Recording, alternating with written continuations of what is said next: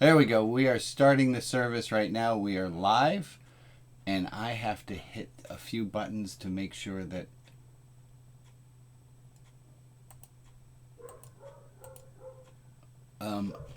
Alex, could you make me host? I'm somehow not able to add the Zoom guests microphone.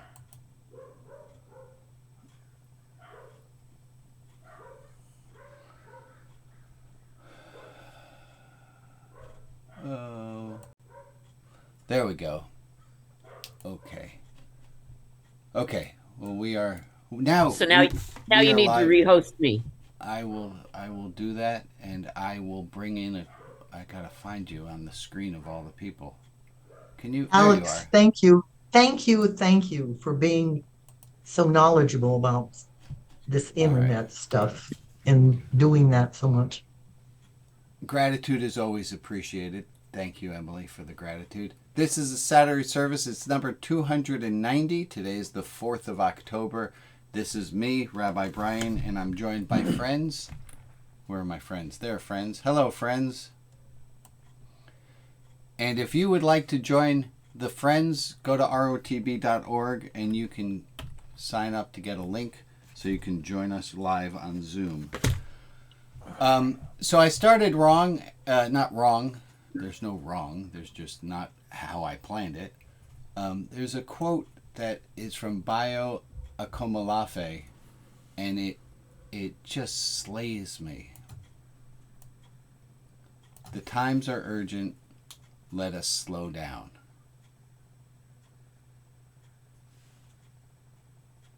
Times are urgent. Let us slow down. Oh, I forgot to hit record. I didn't do the. The times are urgent. Let us slow down. I made a mistake last week, and I did 2 direct actions on Friday. Did a march on Saturday, a march on Sunday, and it was the urgency of what's going on here in Portland, and I cooked myself because I forgot this. Times are urgent. Let us slow down. I lost everybody. Oh, man. I don't know whose voice that is. I've There you are, Um, Kimberly. lost the picture, but We'll let you struggle with that for a moment. Times are urgent. Let us slow down. And thank you, anybody who's watching on Facebook. Glad that you're here. And the inverse of that was the hurrier I go, the behinder I get. Say it one more time, Steve. The hurrier I go, the behinder I get. That's the inverse. You're absolutely right. The hurrier I go, the behinder I get. I So like I'm that. going to Make try. haste slowly, Dan. Say it I again, think that's Emily. another version of the same. Emily and then Dan, would you both repeat yourselves? I just was telling Dan. I love that. Make haste slowly. Make haste slowly. Yeah. Dan, you Yeah, said something that was else. advice from a boss of mine. But I was saying that I think Steve's was the same as yours, actually. The They're both hurrier I about go, the having to slow down yeah. in order to not whatever. We all need to slow down. So I'm going to give myself the challenge today of doing this service slowly. If you want, you can watch it later on double speed. Go ahead, Jack. Jack, you're on mute. Go ahead. You're on. Nope. Now you're not muted, but your microphone ain't working either. Slow down, you move too fast. Okay. You gotta make the moment last. Kicking down the cobblestones, Looking for fun and feeling groovy. Everybody on the chorus there. Da da da da da. Feeling Groovy. Yeah. Jack, Can you go hear me ahead. now? Yeah, we got you, buddy. Yep. Until I learn patience, I'll be angry the rest of my life. Oh, say that We'll again. just become a doctor. Say that Until again. until I learn patience, I'll be angry the rest of my life. Yeah. Just become a doctor. That's how you get patience, not necessarily learn.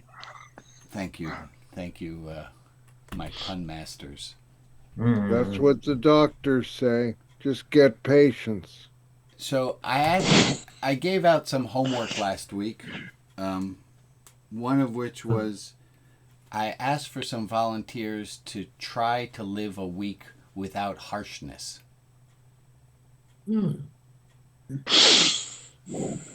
Anybody take up this gauntlet?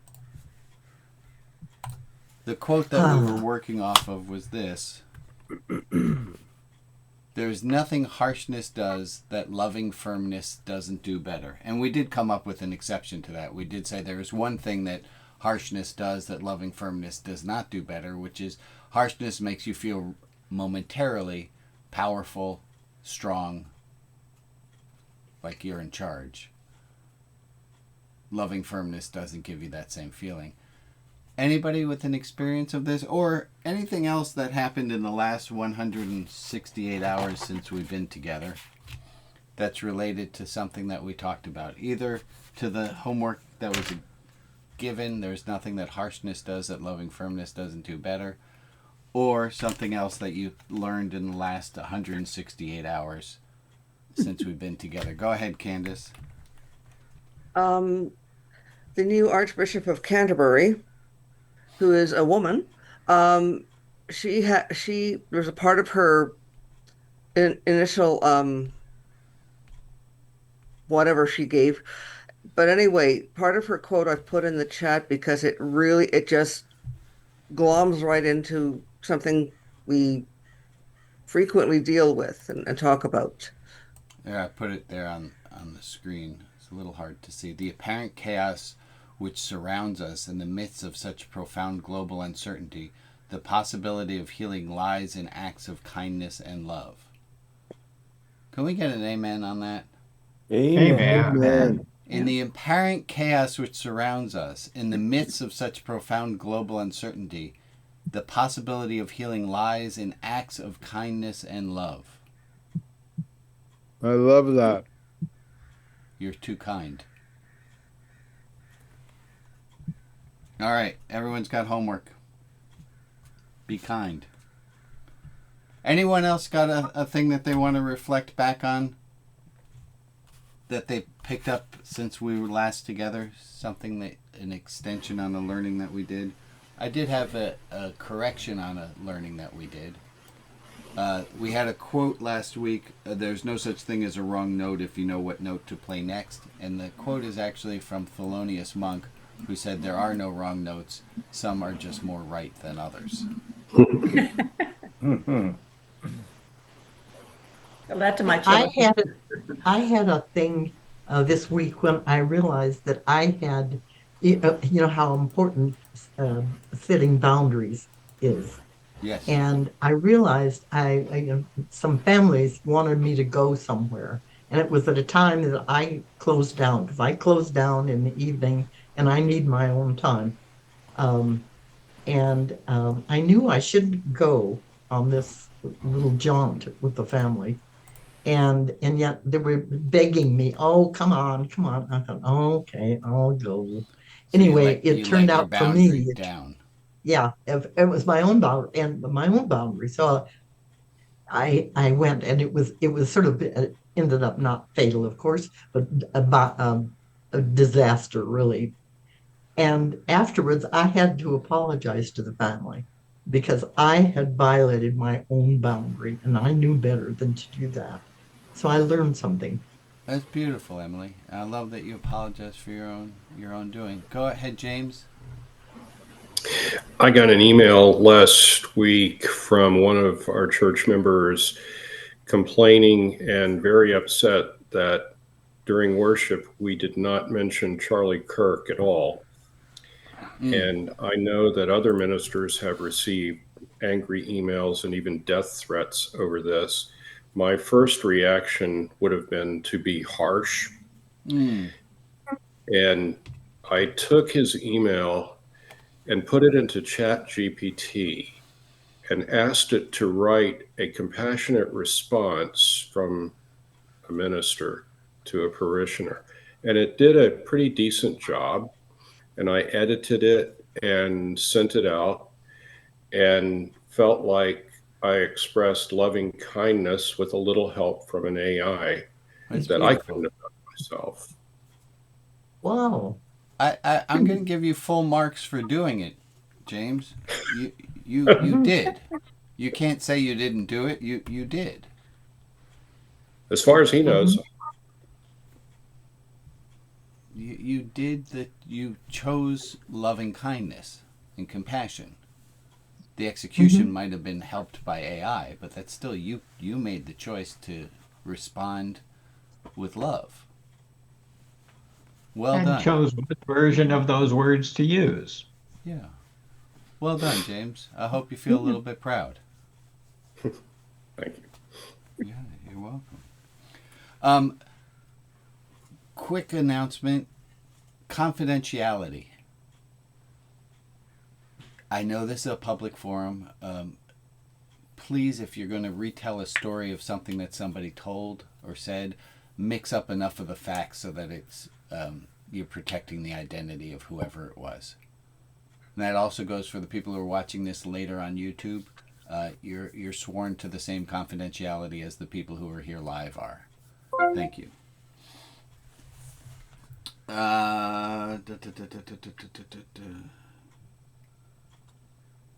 Okay, I have a topic for today.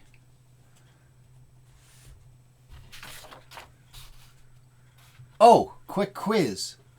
The best way of dealing with dumbassery. We talked about dumbassery for the last few weeks. We came up with a one-word best practice for how to deal with dumbassery. And if you don't remember, that's all right. Would somebody who remembers, what's the one word we came up with? And if you weren't here, of course, you get a failing grade. Pause. Wait, That's that's not exactly it. fair. You are all get passing grades. Say it one more time, Diana. Pause. Pause. What to do when there's somebody when confronted with dumbassery is pause. And James, it sounds like you did that as well. You didn't just write off an email of what the heck's wrong with you. You paused. I have learned that I normally respond better if I sleep on it and let the next morning's light illumine my brain. Wonderful. And that brings us back to this Bio Akomalafe quote. Slow down. We need to slow down. Not respond with our knee-jerk reaction, but to look in there for love and kindness. We played with this a little last week, and I wrote out everything that we came up with.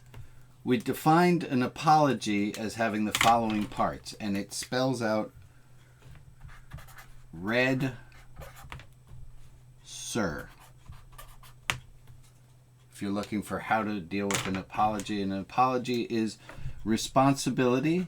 The person takes responsibility minus their excuses and defenses. And I have a great story I will tell you in a moment.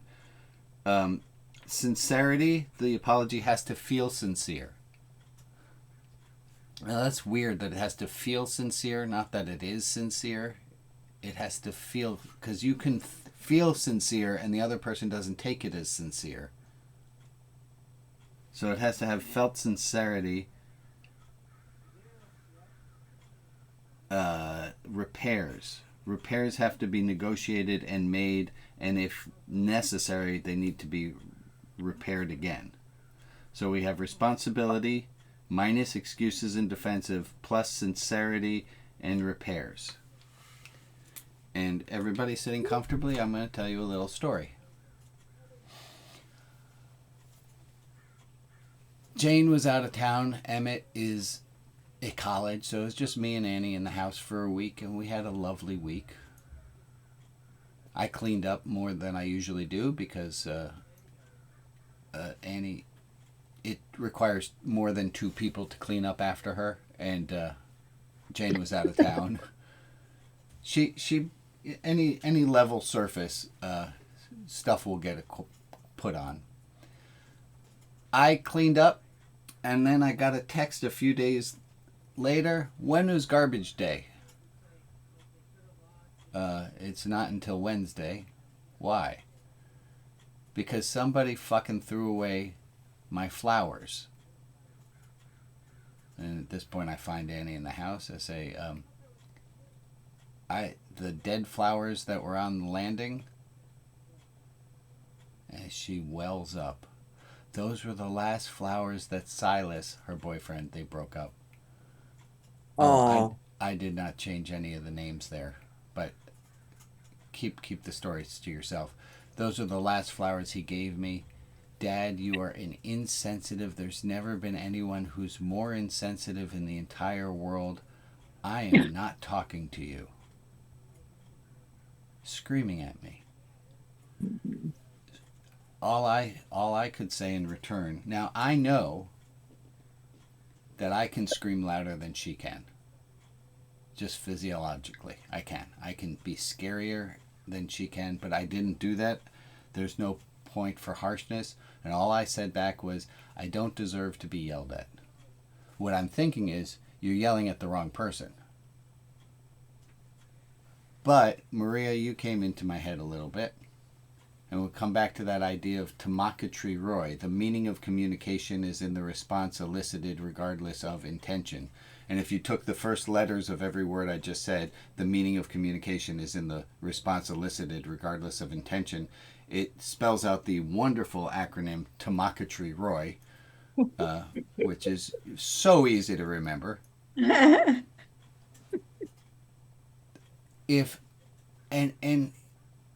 boy, this was hard for me to absorb, because my first instinct was, I'm not to blame.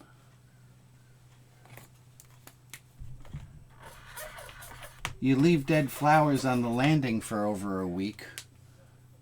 That's not my fault. Yeah, I threw them, and then I wind up in the garbage can, digging through compost. Oh, and which gives me a little sidebar of, we all talk about how caterpillars turning into butterflies are the most beautiful thing, and we all go, oh my gosh, that's wonderful. Nobody gives maggots turning into flies. Oh, gee, no, no. Oh, no. I was looking at a lot of maggots Oh, because God. Ew. I'm searching for dead roses in the compost bin, which I found, and put them in a little cup on the table. Jane comes home. The whole thing is all right. She does wind up talking to me because she wanted a lunch. It's great. So I made her a lunch. And then the cleaning lady came, and guess what she did? She threw out the dead flowers. Oh, no. That's kind of a sidebar. We got yelled at again. I wanted to say, if you leave your fucking dead flowers on the kitchen table, they're gonna get thrown out. Like, put them in your room. But again, that's just excuses and defenses. And my excuses and defenses were outweighing my felt sincerity. My repairs were going through the garbage. I found it. Okay, good. So, I'm assuming, because we're all old enough and wise enough, I'm assuming by a show of hands, you all have been blamed for something that you did not consider to be your fault. Everybody? How well did you recover from that? Go ahead, Jack. It happens with me every day. Say more, because that's So enigmatic. I just accept it and move on. Accept what? I'm not following. The blame. Yeah, you just accept the blame. What else was there for me to do? For me to do it right with Annie is I had to take in blame, and everything in my body is screaming, it's not my fault, it's not my fault, I'm not to blame. Especially as she's coming at me harshly with tears in her eyes, screaming.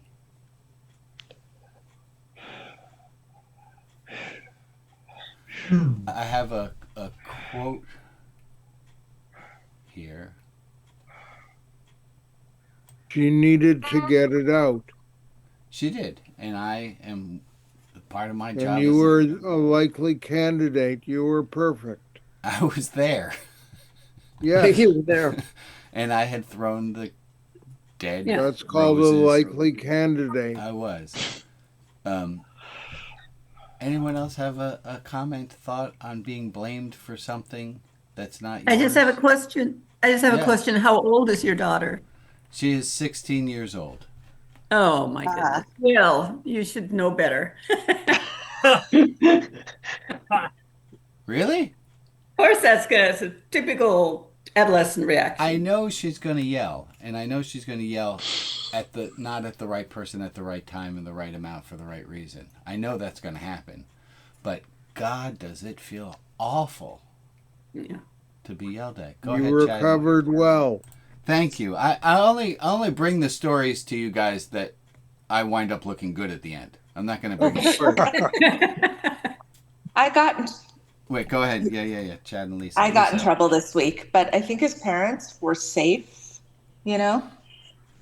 Say a little bit. Oh, we're safe as in we're a safe person to get yelled at. Yes. Yeah, absolutely, Sherry. It's much safer to yell at me than to scream at your AP physics teacher. Chad and Lisa, go ahead. Yes. This could be like another one of those displaced anger things, similar to like last week's dog that was in the way, that she's more broken up about, Silas, and taking it out on you and the flower thing, then that might be more of what was going on and the deeper root of it. Absolutely. And this brings us all the way back to pause. How do you deal with something is pause, because if I didn't pause, I would have screamed back. That's not going to go well. Go ahead, Bob. Yeah, I think another possibility could have been is to wrap your arms around her and say, I'm sorry that you had that experience. And just try let her know that how you care about things. And so that would be my idea. I thank you for armchair quarterbacking, but no.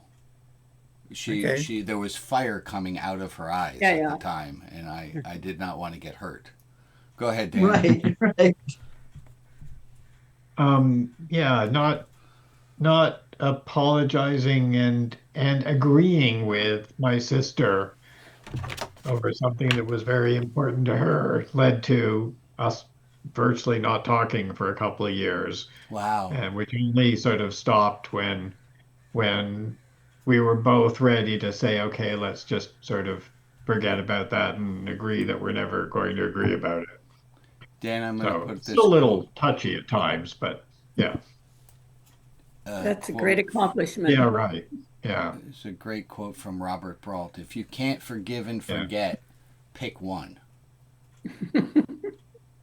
Oh. Huh. Mm-hmm. Can't forgive and forget, pick one. That's really good. Al? Yeah, just one of the things that occurs to me is that the formula that you've got, it's really about apologies. When somebody blames me for something that I didn't have anything to do with, another option is that I don't apologize at all, and I just say, hey, this is what I did. these are the facts. Let's move ahead. Let's figure out a way to move ahead together and forward. But she was demanding an apology. Yeah, I'm not saying in your realm that was the way to go, but I've had a lot of experiences lately where that's Say it again. Where you're blamed, but you where don't. I'm blamed for something. And my reaction is I'm not going to apologize for anything. I might let it go. Or I might even challenge it and say, well, this is what I did. This is why I did it. Let's figure out a way to move forward together. As so long as the other person It's not an is, apology. I hear you. It's entering into conversation. Yeah, it's entering into a kind of a negotiation in a way. I like that. Yeah. I have another quote, also from Robert Brault, about apologizing. He said, "Life becomes easier when you learn to accept an apology you never got." Life becomes easier when you learn to accept an apology you never got. Can you unpack that a little more, Brian? Sure, Diana. I can't. Let me try. Let it all go. Yeah. Life becomes easier when you learn to accept an apology you never got. Thanks, Rob. Let it go. Mm-hmm. Holding on to resentment, right? There's the fake Buddha quote that says holding on to resentment's like picking up a coal or drinking poison with the intent of throwing it or killing your enemy. Mm-hmm. Letting I think it I go. get distracted by the idea that an apology, just the word apology, because that's not in play. But the idea of moving beyond something that comes from a real apology is just it's another way. Yes, you're apologizing to yourself for their misunderstanding. Don't become a slave to your own reactions. There you go. We're all saying the same idea of letting something go. I saw there was a hand before Ron and then Al. Oh, I was just remembering my old friend Rocky Garrison, a psychologist, who's had a bunch of bumper stickers made up that said, forgiveness is giving up all hope of a better past. Can you repeat that one more time, Ron? Because it's a great quote. Forgiveness is giving up all hope of a better past. Mm-hmm. Yeah. I'm not going to ask you to raise your hands for this one because it would be self-incriminating. But how many of you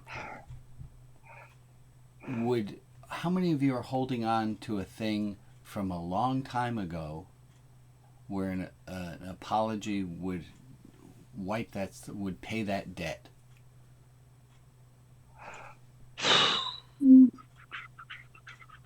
Go ahead, Al. I'll let everyone simmer on that.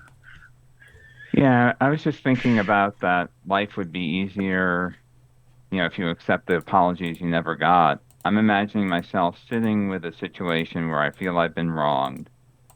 Imagining like, well, what would really feel good right now is to hear X, Y, or Z from this individual who wronged me.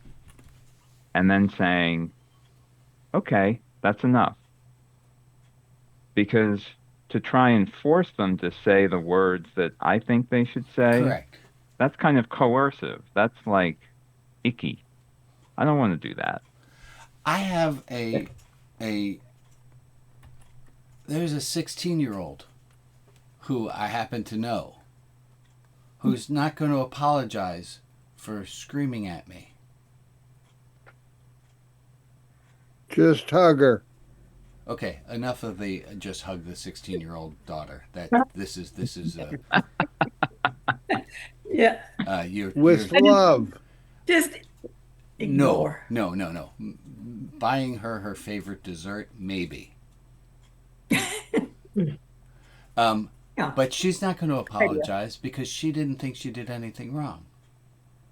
Yep. But if I can get myself to, I'm pretty sure by the time she's 25, she will apologize.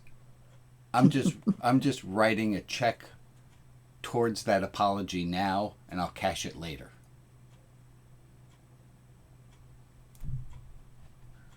So you're writing a check to yourself? Sure. I think I saw Gord's hand up. Point? I've run out of people on my screen. Gord, did you have your hand up? No, I saw thumbs up coming from you. I apologize. Yeah, I did a thumbs up. I appreciated what Al was saying. Yeah, I mean, the apology thing is tough. I've got a friend who made all sorts of transphobic comments. And I've got trans people that are my friends, that are my family, my colleagues. And I find it really hard to think about this friend in the same way that I used to. And yeah, I don't know. You can't. I'm not waiting on an apology. I just feel like I'm kind of done. Yeah. Just take it as it comes. Go ahead, Maria. Thank you, Gord. I was expecting an apology from someone. I apologize. It was totally my fault. My bad, Maria. It was, yeah. And so I apologize to myself for them. Can you give a little bit more detail on that without? Yeah, I know. There was a certain family member that I had a falling out with, and things did not go well for some time after that. And I felt I deserved an apology. Mm-hmm. So in my own head, there's always chatter going on. And so part of the chatter was me, was the other person talking to me. I'm playing all the parts here. Yeah. Was the other person talking to me, apologizing. And so you did this quote. And, that's exactly what you did. Yeah. I accepted the apology. They didn't actually ever give one. But it, like, for me, it let go of my anger. That's beautiful. It let go of my anger. And That's now we have a beautiful. great relationship. So well done. Andy or Ellen, thank you so much, Maria. Go ahead. So coming at this from a different possible angle, is there any validity to the idea that you, Brian, could have been more empathetic? I'm sure I could have been. Sure. And I make an assumption that you might have known where the roses came from, that you could have been more. Oh, you didn't. Okay. All right. What I was going to. There were dead flowers on the banister is all I saw. Oh, okay. Then what I was going to say really would not be accurate. And I could have been more compassionate. I think we always can be more compassionate. I don't think. I'm still giving myself an A. I did a really nice job. Yeah, you went and retrieved those flowers. I think that's pretty compassionate. That was heroic. Okay, Yeah. okay, wait, but to us. That doesn't mean it's to her. Sure. Right. Okay. Right? You know, you mentioned responsibility. She didn't take the responsibility for those flowers. I mean, She's 16. Yeah, but still, a whole week of them lying there on the earth. I appreciate you defending me, Kim. I appreciate it. I think I was totally in the right as well. But a survey of 2 out of 2 people in this household would say only 50% say I was right. Okay. Go ahead, Diana. Yeah, this is somewhat piggybacking off of what Maria said. Is I had a real falling out with some nieces and nephews and was hanging on to anger and the hope of an apology for a long time, and finally realized it's not coming. And so I've realized that I could forgive them and feel free, and that didn't mean I had to resume a relationship with them. But you freed yourself. I freed myself. Yeah. I mean, I'm sad now instead of angry about the relationship, but it's not a safe relationship to re-enter. But forgiveness did occur in me. And Beautiful, Diane. that was miraculous. Go ahead, James. I've been playing with the idea a lot, and I got it from some internet wisdom, so I know it's right. But the idea is, especially with regrets and grudges, everything that goes on in our minds is imagination. Mm-hmm. And if that's the case, then maybe it's cognitive behavioral therapy. I can imagine something else just as validly. It's not an easy task to do.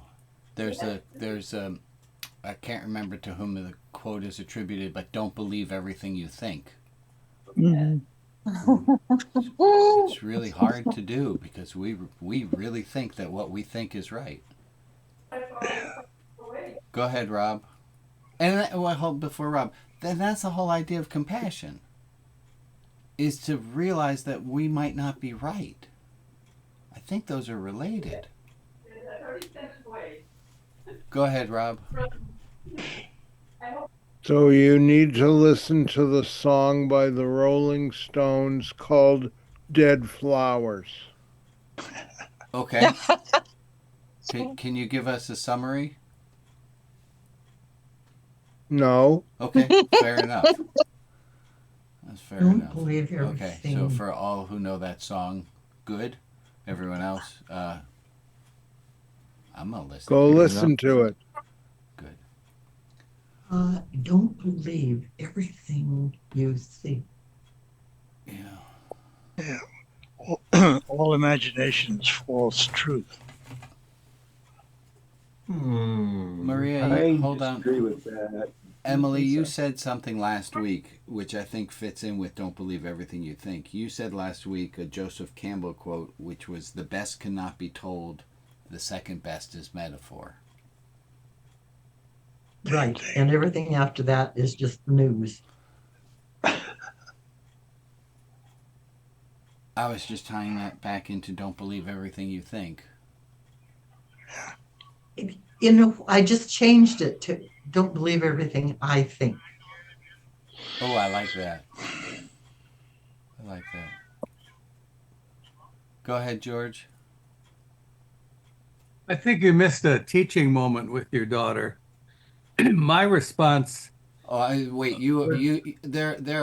I will take what you have to say, but oh my gosh, am I getting a great lesson in real time having compassion? I'm gonna try breathing, and then we'll go back to George. Go ahead, George. Well, my first response would have been, I'm sorry, but how was I supposed to know those flowers, those dead flowers were important to you? I tried that, George. Had she simply put a little sign that said save on them, it would have obviated the whole experience. But again, I just wonder if we could all stop advising Rabbi Brian. Yes. It's all right. I'm a big boy. I take care of myself. He asked for it. But it's not valuable. But the point here is, it doesn't matter what I think, and it doesn't matter how fucking stupid it is. Like, she should have kept the dead flowers in her room. Or don't put them in a public space and then do it a second time. Of course she should have known better, but she didn't. And the question is, can I find, and the answer is yes. The question is, can I find compassion to take in her demand for an apology where I did nothing wrong? And I think that's really the crux of this whole thing is, even when we don't do anything wrong, if we're being blamed for it, we take responsibility.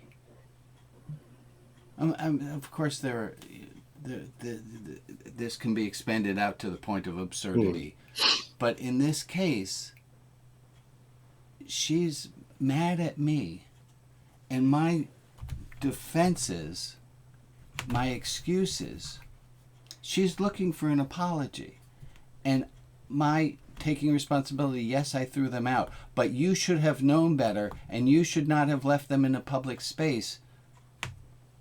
There's no felt sincerity. The negotiated repair was I had to go through the garbage and then put up with her being furious at me. Go ahead, Ron.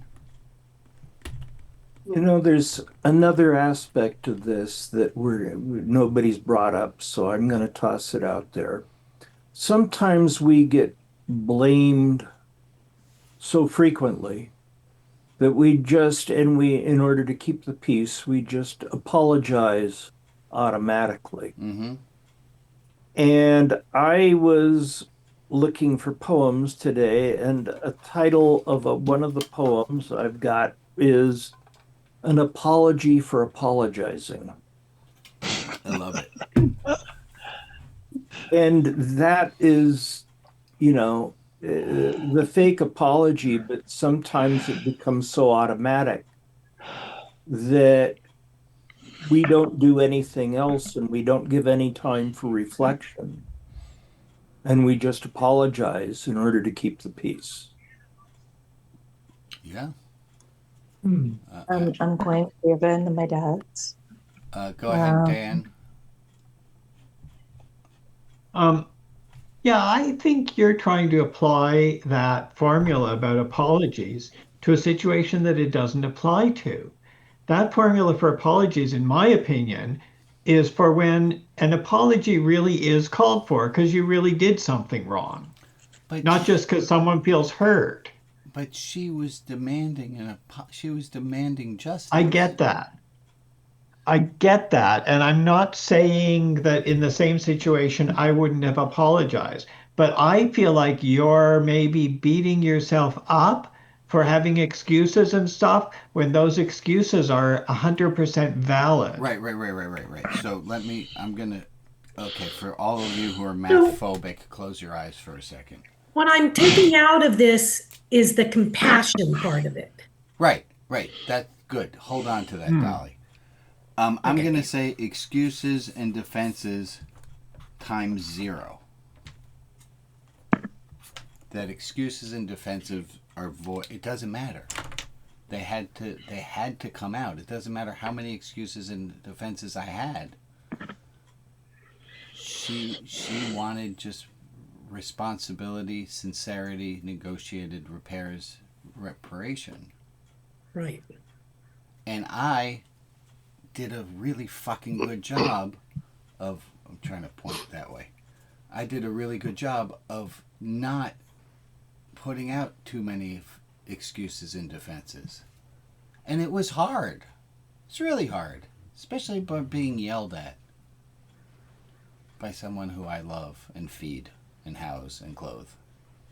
Well, I think you got an A+ on this, Rabbi, because I'm going to say that had I been in a similar situation where I was getting yelled at, I don't think I could have responded with the same level of kindness and compassion that you were able to provide. I will take that compliment in, and I would have been yelling.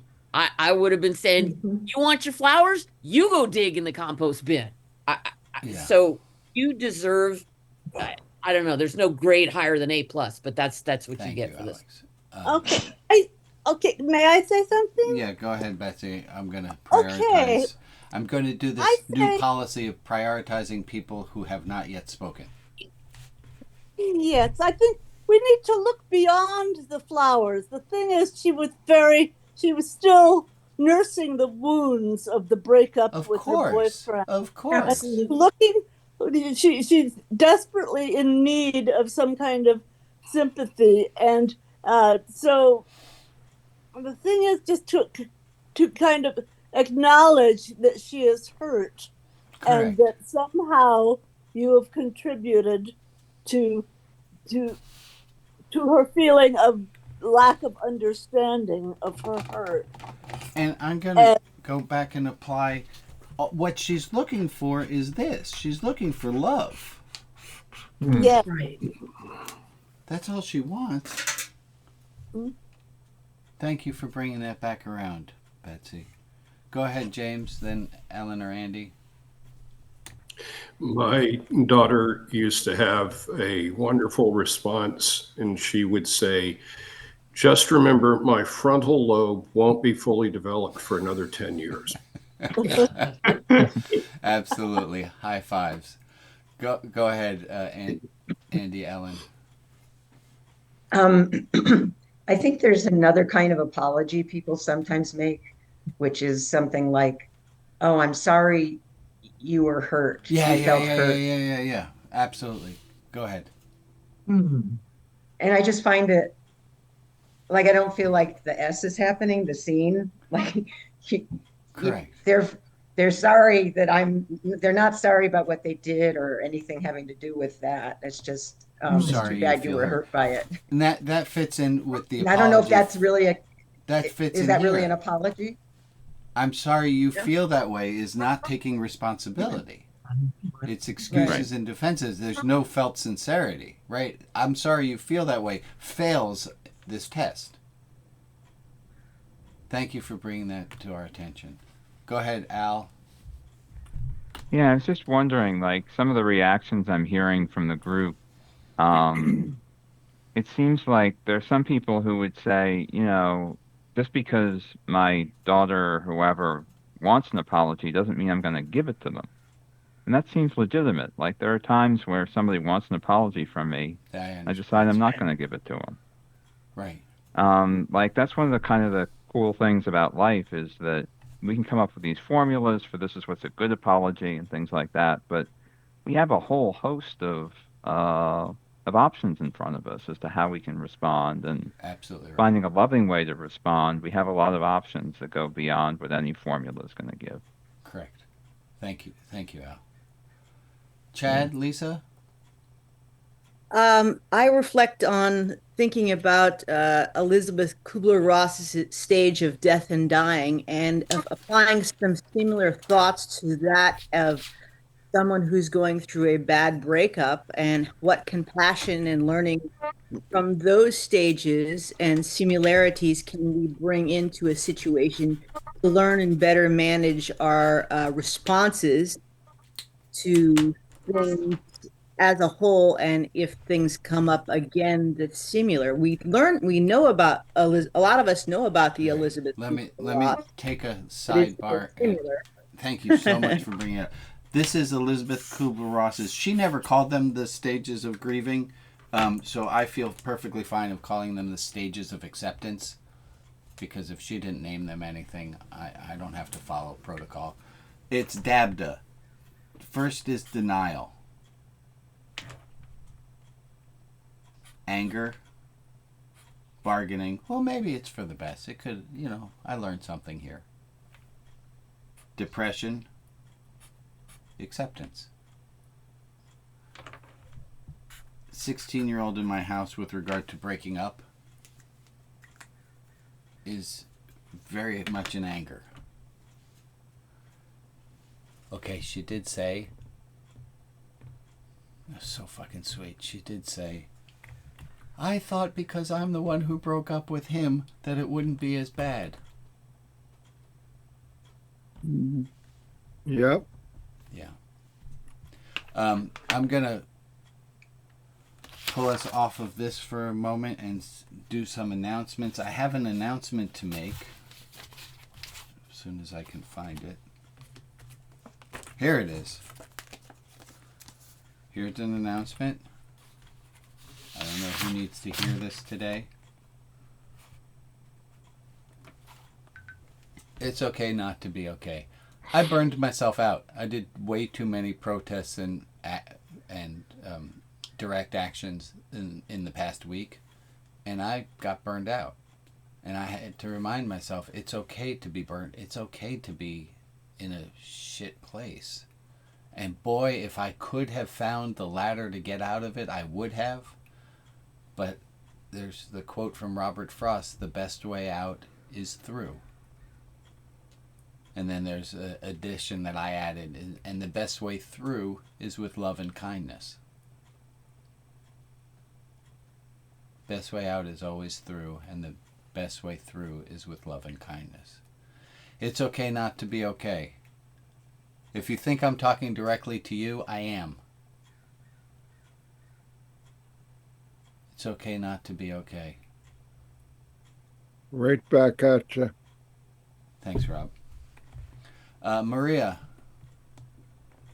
Stalwart Maria. Where is Maria? I'm here. Hi, Maria. Hi. Same place. These are the individuals to whom we are sending light and love.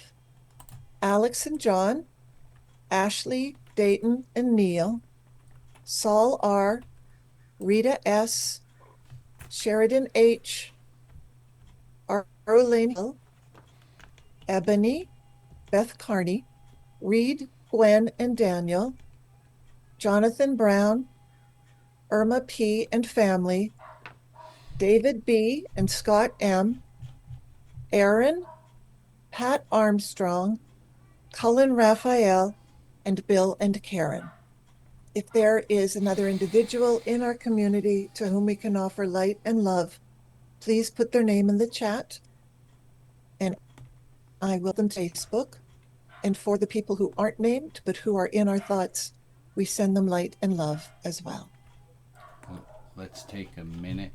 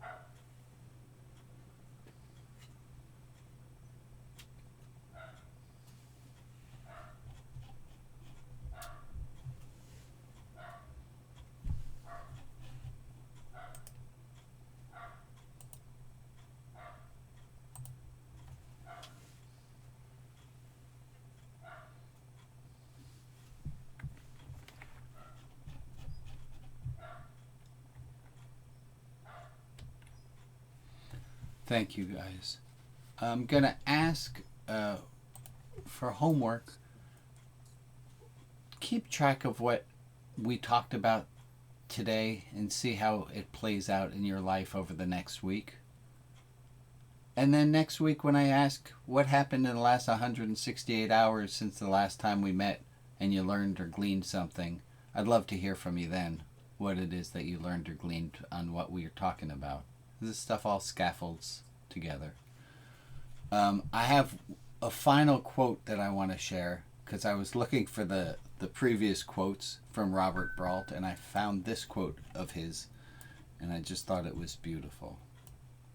I count myself lucky, having long ago won a lottery paid to me in 7 sunrises a week for life. I count myself lucky, having long ago won a lottery paid to me in 7 sunrises a week for life. Go ahead, Rob. He may not get all the way through the 7th day in his last week. Yeah, I think that's mathematically you're right. But yes. He may only get 3/7 the way in the last week. Yeah, I think let's focus on the other end of that. Folks, he gets to live every day. Yes. That he is alive, and that's beautiful. It is beautiful. I'm going to stop the recording now. Those of you, so let's wave goodbye to the people who are watching. I always find that to be very dear.